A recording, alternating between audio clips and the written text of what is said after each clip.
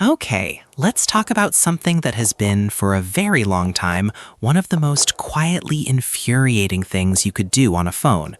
We are going to dive into the story of a pretty small app update that had a massive impact: how Google Messages finally ended the copy paste nightmare. Okay, let's talk about something that has been, for a very long time, one of the most quietly infuriating things you could do on a phone. For literally millions of Android users, it was this tiny, daily headache. We are going to dive into the story of a pretty small app update that had a massive impact: how Google Messages finally, ended the copy-paste nightmare. Oh, you know the feeling, right? A text pops up. It's got a tracking number, or maybe an address, or a confirmation code, and it's buried deep inside this huge paragraph of text. All you want is that one little string of characters, but no, you're forced to copy everything. It's such a tiny moment of friction, but it's one we face over and over again. And man, does it add up. And for years, this wasn't just some minor annoyance. For a whole lot of people, it felt like a fundamental flaw in Android's main messaging app. So the core issue was brutally simple. Google Messages treated every single message bubble as this one solid, indivisible block of data. You'd long press it, and your only option was to copy the entire thing or nothing at all. There was just no in-between. And this became a huge problem with the rise of what we call transactional messaging. Just think about it, all those automated texts you get. One-time passwords, flight details, delivery alerts. The all-or-nothing system meant you had to copy the whole message, paste it somewhere else, and then manually delete all the junk you didn't need.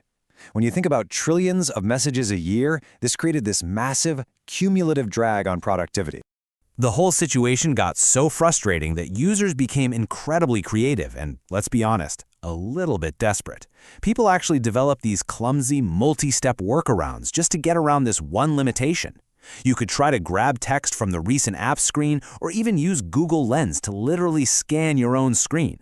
And yeah, these methods kind of worked sometimes, but they were a total pain. And that frustration was felt everywhere. This comment from a user named Rogers on GHacks really captures the mood. It just felt like such a basic feature that was missing. It was this glaring omission, especially when pretty much every other app had figured it out years ago. But after years of complaints, Google finally delivered a fix. And you know what? It's as elegant as it is simple. So in the v20606306 beta update, the process was totally redesigned. Now you long press the message, and you can just drag your finger to highlight the exact text you want. The standard Android copy command pops up, you tap it, and you're done. It's precise, it's fast, and frankly, it's exactly how it should have worked all along.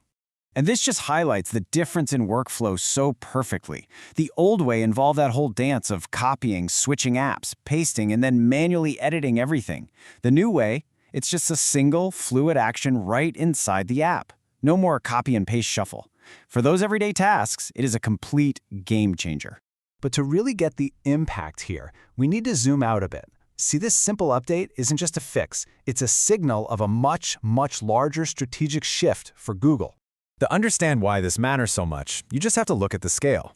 Google's RCS platform, that's the modern protocol that powers messages, now has over 1 billion monthly active users.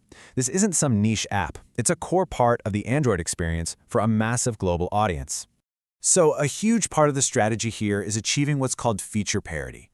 This one little fix brings Google Messages in line with competitors like iMessage. And what's really interesting is it actually gives Messages a temporary user experience advantage over WhatsApp, which still uses an all-or-nothing system. This is all about making Android's default tools so good that users never have to look enviously at Apple's ecosystem. So why did it take so long? Well, for years, Google's engineers were totally focused on the massive, complex job of building out the back-end RCS infrastructure, basically the plumbing. Now that that foundation is stable, they can finally shift their focus to polishing the front-end user experience. And it turns out, this selective copy feature didn't just arrive in a vacuum. Nope. It was part of a bigger, coordinated push to improve the overall quality of life inside the app. So along with the copy fix, Google also introduced a trash folder, which gives you a 30-day window to get back chats you might have accidentally deleted. They added SMS blaster protection to fight phishing attacks, and they even refined smart replies with a tap-to-draft option, so you don't accidentally fire off an AI-generated response. So ultimately, this isn't just about one feature. It's a deliberate strategy you could call parity and polish.